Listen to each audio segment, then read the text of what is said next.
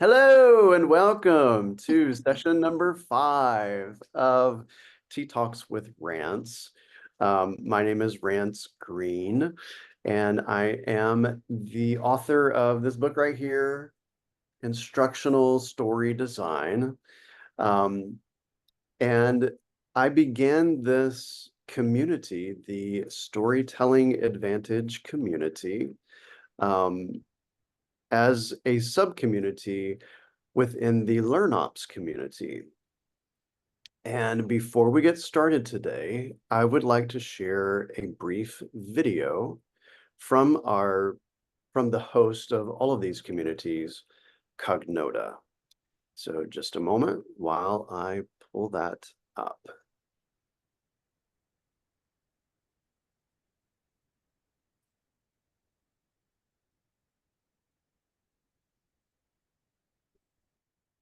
Hi, Michelle. Hello, Elena. Good to see all of you. I am, hold on, is this it? This is it. I found it. Okay. Sometimes it's hard to find the stuff in your share screen. This is a word from our sponsor, Cognota.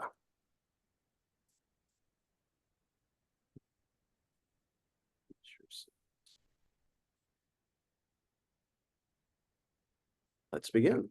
This session is sponsored by Cognota.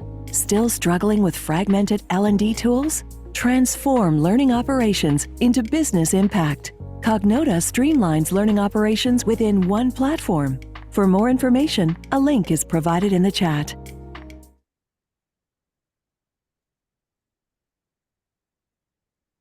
All right, so John is putting a link into the chat to Cognota's platform.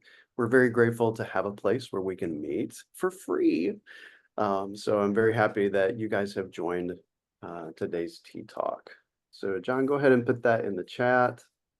Okay, I am going to copy that right now. And speaking of which, thank you, John. Helping me today as a technology wrangler is John Morley, an instructional design external consultant with a focus on articulate storyline. John hosts his own online workshop called Get Good with Articulate Storyline. John, would you like to say hello? Sure. Thank you for the introduction. Happy to be of help. I'm clicking the admit button here. Are you clicking the admit button? Somebody else is admitting people here, but I'm I'll glad to admit have them them. while you're talking. Go ahead. Oh, okay. There we go. As you said, I host a almost monthly workshop on articulate storyline, and this next one, it's the third Thursday. Our guest speaker will be the former president of ATD Fort Worth, a really sharp guy, Sam Yapata. He'll be talking about interactive puzzles. And then he will also be talking through the Fort Worth ATD next Thursday on what's new in storyline. So if you are excited about storyline as I am, these are two good places to go. And I'm clicking a little button right now to put both my contact information and links to these two workshops on storyline. And now, right here, right now, I'm looking forward to what Rance has for us. Thank you, John. All right, welcome everybody. For those of you who have just now joined us to Tea Talks with Rance, we have been looking over the past several sessions at the learning and development process. I'm going to ask John to also put a link in the chat that will take you to a survey, a Mentimeter survey. And as soon as that's in there, go ahead and click that link, put it up on your screen, and we'll have this up on our screens for the rest of our time together so you can keep referring back to it. Sir, I have a link to Jess's article, but I don't have a survey link here. Okay, I'll grab that. Okay, you might have to do that one.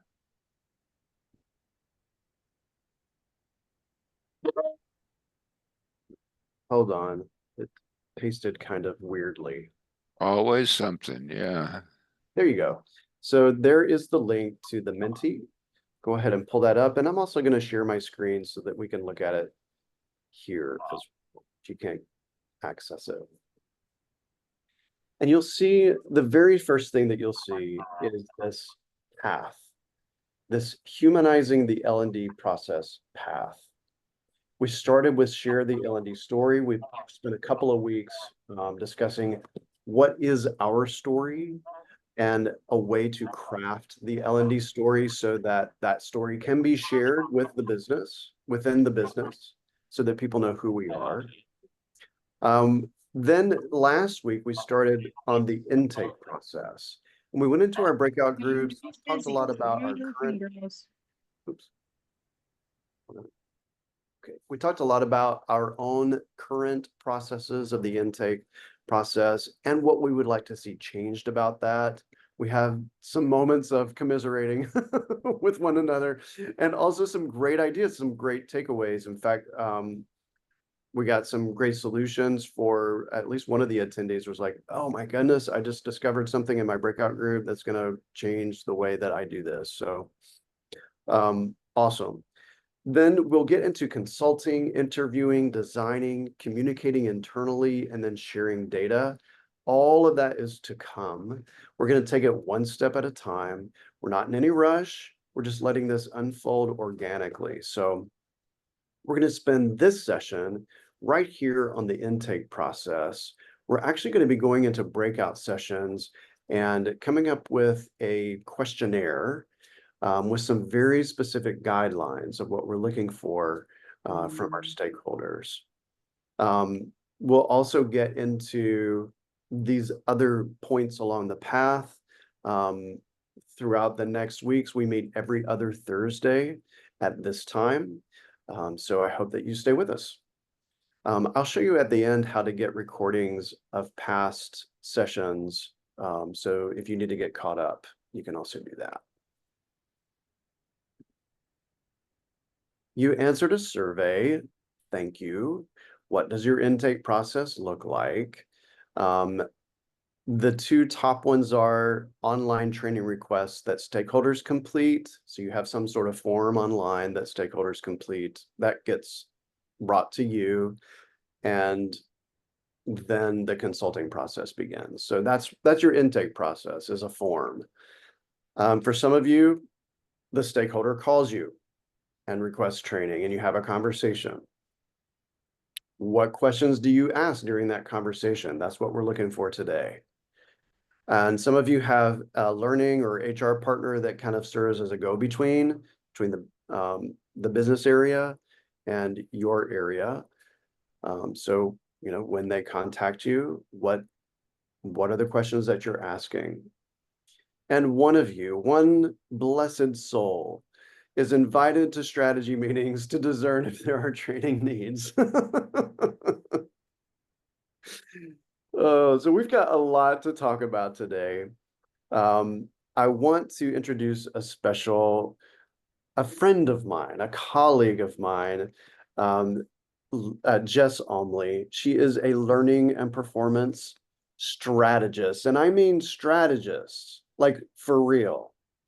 She helps talent leaders and teams stop taking orders and start working more strategically, intentionally, and with measurable impact. And she really does live up to that. The thing that got me thinking about inviting Jess to this session was a recent article that she just posted on LinkedIn. She has a newsletter on LinkedIn. If you haven't, registered for that, you need to subscribe. She's got some wonderful things. But this particular article is called "The Psychology of a Training Request," and I was like, "Oh my goodness, this is exactly what we're talking about." So I contacted Jess and said, please, please, please come and share some stories, come and share some insights with us, because we're going to be talking about this at the Storytelling Advantage. So Jess, thank you so much for saying yes, and thank you for being with us. Please share us some stories from the trenches that'll kind of set us up for our breakouts. Well, thank you, Rance. And I am just honored whenever you call me a friend and colleague because I feel the same. So thank you all. And thanks everyone for being here today. And Marnie, yes, my bookshelf is color coded, except for this little section right down here.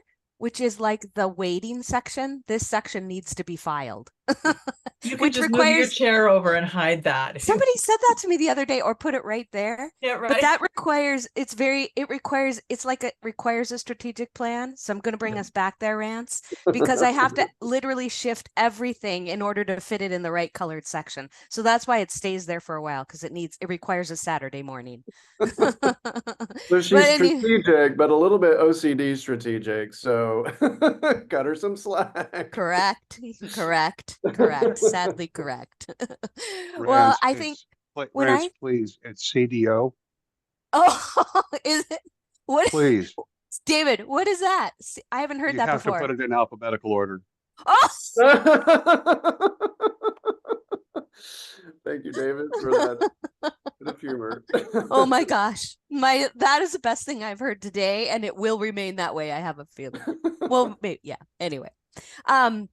Yeah, thanks. I think when I think about intake and I think about the way we start this process, it brings me back to the reason I began doing my work in a more strategic lens in the first place. I was working to lead learning teams, and I was realizing, and I have a feeling many of you will realize this as well, that we were doing really great work. I mean, I had a team of rock stars. I might be a little bit biased, but they were, whenever they created anything, it was engaging, it was interactive, it was like the best learning we could create, but it wasn't enough.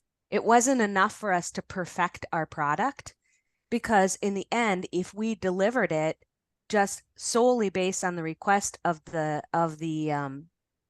stakeholder, and it didn't solve the problem, it didn't matter. So we were still creating these fantastic, lovely, wonderful things. They weren't solving the problem. And so then you all maybe know, where does the finger point?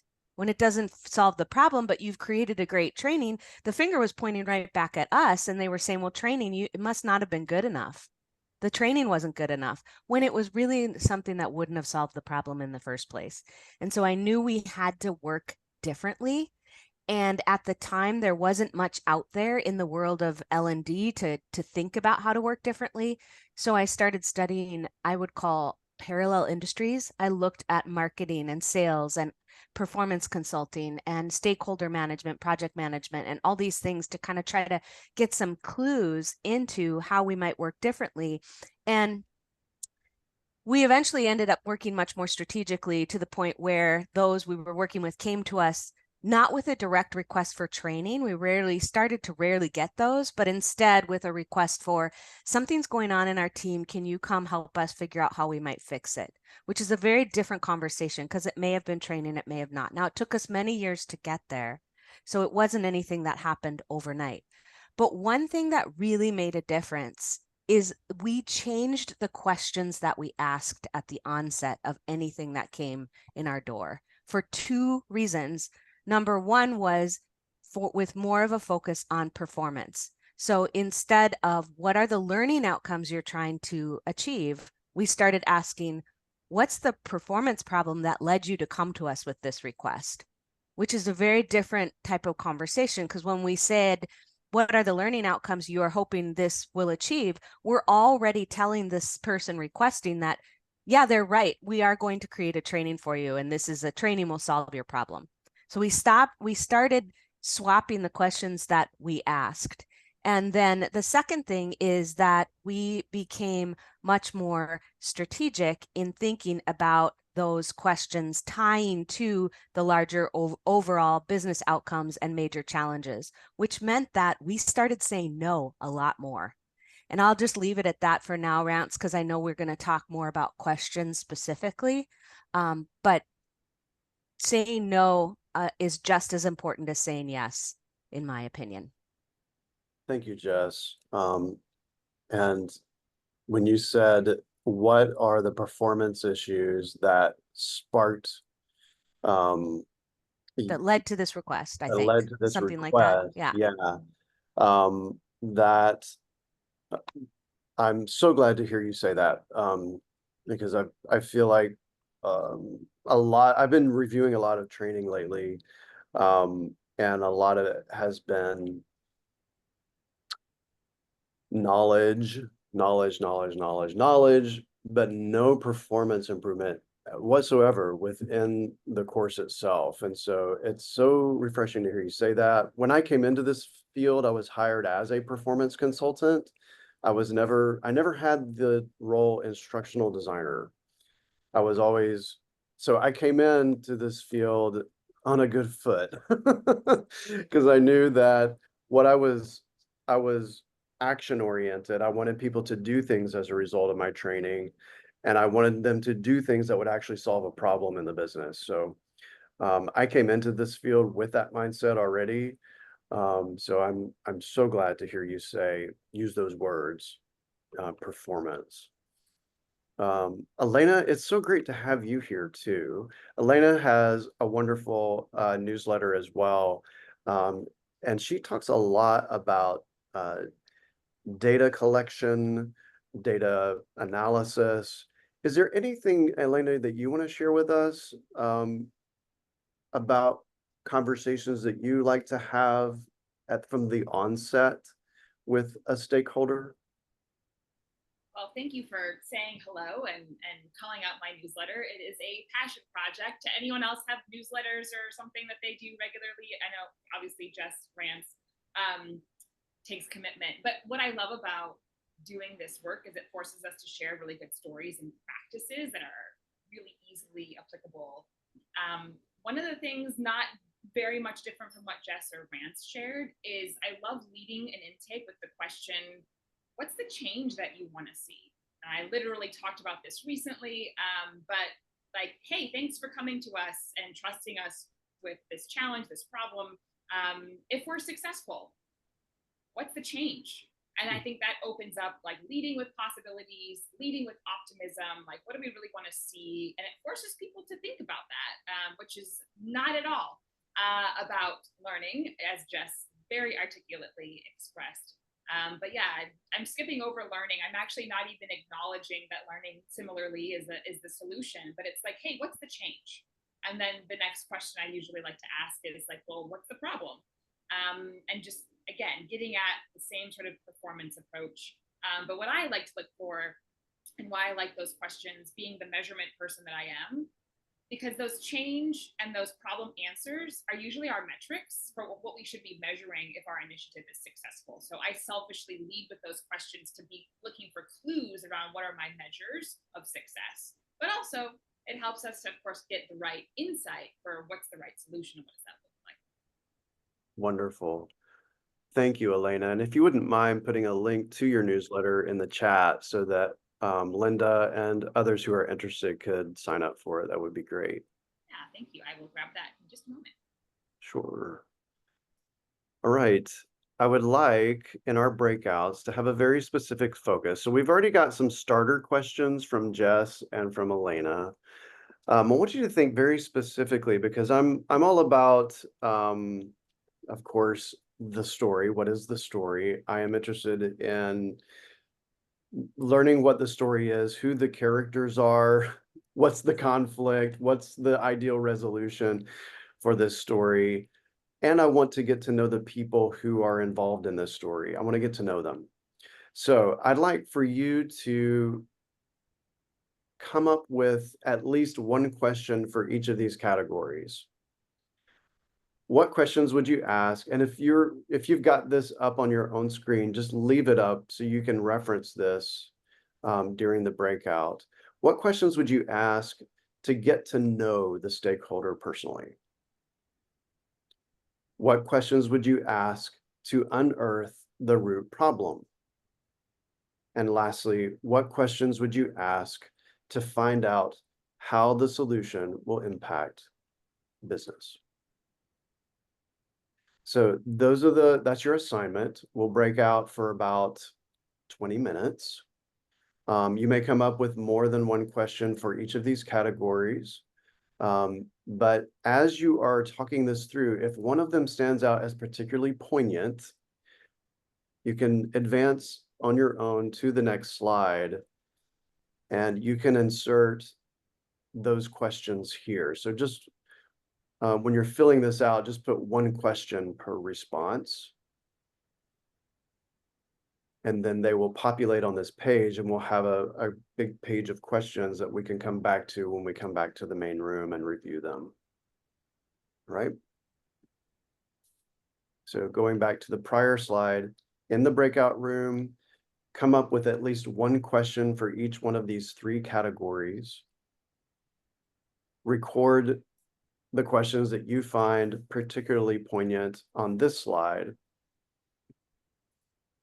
And then we'll come back to the main room and debrief.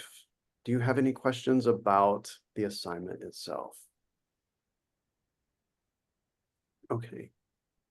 I'm going to break us up into 3 different rooms. Have a great time talking with each other, getting to know, do a very brief introduction to one another. Brief, you know, like 20 seconds each. Don't spend the whole time talking about yourselves. Get to know each other just a little bit, who you are, where you work, you know, what is your favorite Italian dish, whatever, just something brief, and then get straight to the assignment. Okay. I will see you in 20 minutes, about around 10 after the hour.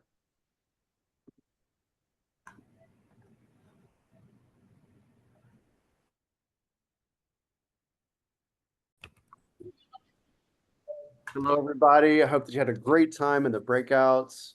I'm excited to see what you have put in the survey. I'm going to navigate over there. If you haven't put your questions in the survey yet, it's not too late. Go ahead and do that.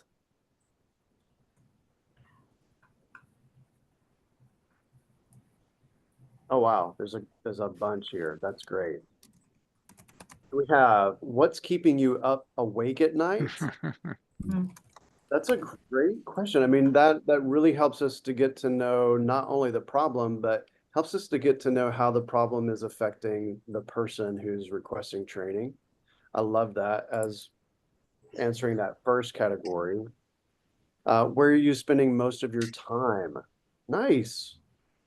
And I think that Nicole Dawson, that one was yours. Why do you ask, where are you spending most of your time?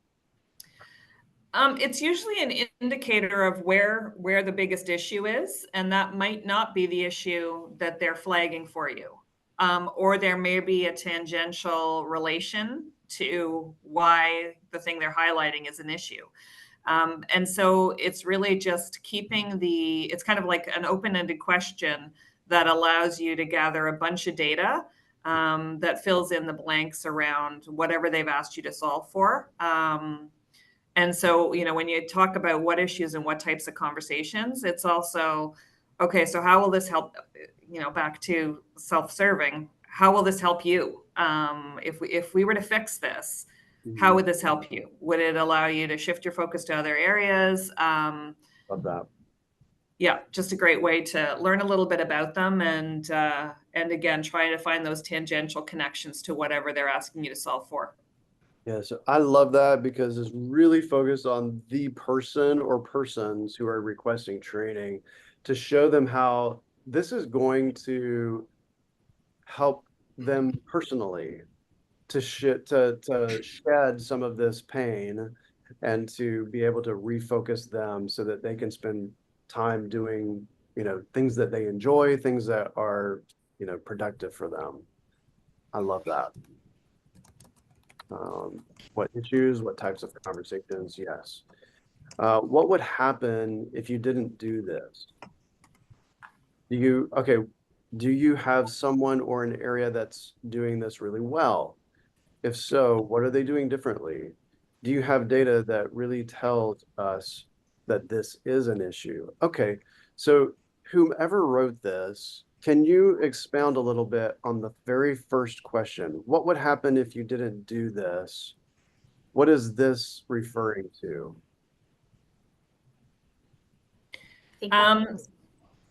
Sorry, who was just I speaking? can't remember if it was me or you, but go ahead, Nicole. No, go ahead, Nicole. Oh, goodness. Putting me on the spot. I think we put this question down because it kind of relates to like the business impact, right? Like, what is the impact of not doing this training and just like really honing down on that business need? Good. Yes, I love it. Those are great questions. So this is what would happen if we didn't train, if we didn't have any training. Yeah. Yeah. Good. Okay, gotcha. I'm with you now. How does this specific performance deficiency impact your strategic objectives? Wow. Who put that one? That's an Abdul one. Wow. That was Abdul. That's really nice. I mean, you really are calling out a performance deficiency. I love that. And you're calling out how that performance deficiency is impacting the business at large. Beautifully said. That's beautifully said. I think that anybody who you asked that question to might take a moment to not talk for a minute and just digest what you've just told them so that they can give you a good response. So that's really cool. What kind of behaviors do you want to see, and what else might be impacting their ability to demonstrate those behaviors? Good. So yeah, because we are training behaviors, aren't we? Um, and those behaviors, let's see, what kind of behaviors do you want to see? What else might be impacting their ability to demonstrate those behaviors? So yeah, that's getting at root problem, right? So if there's a root problem and it's a behavioral root problem, that's really digging down to that root problem. Nice. There are a ton of suggestions here, and I'm going to save all of these. We're going to revisit this in our next session, which is 2 weeks from today. And I'm also in our next session going to show you how to set up within those of you who use Cognota. I'm going to show you how to, it's very flexible. I'm going to show you how to set up a questionnaire or an intake form, so to speak, in our next session within Cognota's tool. Not necessarily for, Cognota's sake, but just as a concrete example of how you can set this up. And we're going to tie that also to the story that you tell about your own department. So thank you for putting all of these questions in here. I'm going to review all of these before our next session and bring these back. But before our time runs out, I wanted to give Jess a moment to bring out some of the points in that article that we linked to regarding the purpose of doing an intake and the way in which we approach intake. So Jess, would you mind sharing a story or just some Yeah, I don't know that these points were necessarily in that article, because that article was talking about kind of why a stakeholder might be coming to us. You're But right. when I think about intake, and I think a lot of times groups stuck on the form and what needs to be on the form, and the form is one tool that could assist you with your intake process, but really the way that it's going to work best for you is whatever aligns to your company culture and maturity level. So some company cultures are great with a form, but some are not. And you can still have a form. You can still have questions that you ask, but you may need to just do that in a more conversational way. And I think that's kind of much like we've been talking about as we've come up with questions. But I have talked with people who want to put every question they have on a form and get it up front, which is in an ideal world a great thought. But if your stakeholders, that doesn't make sense to them or they don't want to do it, they won't. So there's kind of three things I like to think about. One is what's the minimum information you need to begin your intake process? So that means asking, what do you need in order to know what your next steps might be? Like, do you need to know if it aligns to strategic initiatives? Do you need to know if there's an executive sponsor? Do you need to know the number of people that this potential request will impact? Because that will help you to figure out whether or not to move forward. But that also means thinking about what information you don't need. So what won't help you necessarily at this point to determine your next steps? And I mentioned it earlier, Rance, but one of the things is asking people very specifically about learning outcomes. Oftentimes I shy away from doing that because I don't want to assume at the beginning that it is going to be a training solution. So that, but when we say what are the learning outcomes, either our stakeholders don't understand what learning outcomes are, or they're going to assume that now we're saying yes to their request for training when we really just want to have the opportunity to dive in and ask more questions. So the minimum information necessary. The second thing is thinking about what is the processes, what is or are the processes used within your organization already to gather information from each other. So, or to put in requests. So do you have a ticketing system? Is there a project management software that you're putting everything into? I mean, you all know this, that the learning curve for something that is completely different than everything else you're already doing is much higher and harder to do than something that aligns with our other processes. And so if we're asking our stakeholders to figure out a whole new way to get us information that is different than everywhere else in the company, they're not going to do it. And then we're going to be frustrated because they're not following our process. But thinking about our stakeholders, there are some that maybe are requesting training or information from us on a regular basis. There's others that maybe are looking to us once or twice a year. They're not going to remember a completely different process, a completely different login, a completely different whatever that may be. So I like to think about what processes are being used throughout the company, and is there a way I can match those or tag on to them. And then the third thing I like to think about is what is my stakeholders' tolerance for giving me information. So in some company conversation, some company cultures, forms are okay, and people are used to getting us a lot of information that way. But some of them, especially smaller companies, they're just much more conversational. And so if they're conversational and I send them a big long questionnaire, are they going to look at that and go, forget it, and click out and just email me anyway? So save yourself some trouble, create the questions for yourself, but don't expect that they're necessarily going to fill them out if that's your culture. But I think the number one thing is think about your own company culture and maturity level, and how can you match this intake process to make it as easy as possible for your stakeholders. So minimum information necessary, what's already happening that you can tag on to, and then what's your stakeholders' tolerance within your company culture. So those are a few things, Rance, I think about just even outside of the questions when I'm trying to design or think about a process that will work with for the organization where I'm working. Thank you, Jess. Thank you. And I know that you have another meeting that you need to go to. So thank you for spending your time with us. We're just going to wrap up here. And when I think about something that Jess said regarding like the stakeholders' tolerance for info giving, I was thinking about you, Doug. I know that you have a pretty good relationship in this smaller organization, that it's going to be a little strange to like maybe just fill out this form before you talk to me, right? You're going to have that personal conversation because you already have a personal relationship with them. So Jess, thanks for spending your time with us. It's great to see you. Yes, link in with Jess if you can. I do want to end our time together with a couple of resources. So first of all, if you haven't joined the Storytelling Advantage community, you can do so by clicking the link that John's going to put in the chat. It looks like this. This is the storytelling sub-community within the LearnOps community.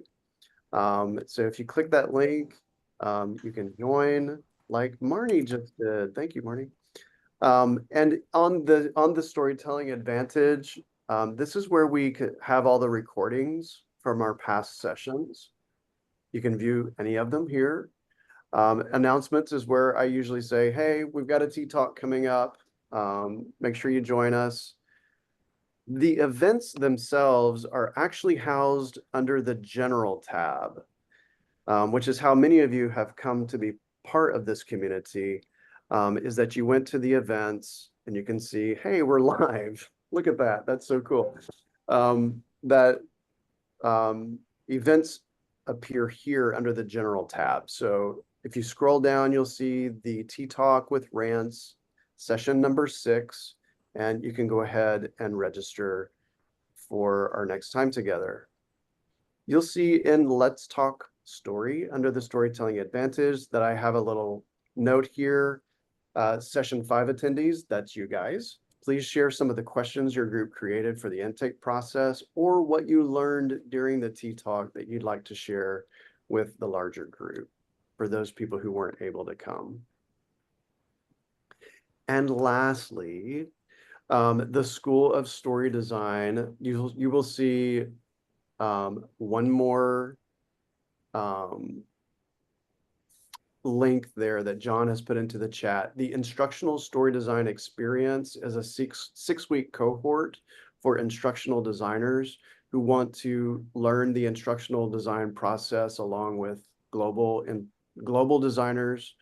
It's step by step. Elena has gone through it, Marnie has gone through it, and it's a really kind of personal way of getting hands-on practice with kind of a new way of approaching instructional design from a very humanized point of view. So you can click on that link. And if you guys, I would give you, yeah. So there's a coupon code, 202410. You'll see it there in the chat. Use that for 10% off if you decide to register. Thank you guys for your time. I'm looking forward to 2 weeks from now when we will take this intake process up one notch, really put it into practice, and I'm looking forward to our time together. Thank you guys. Have a great one. Thank you, Rance. Thank you. Good to see you. You too.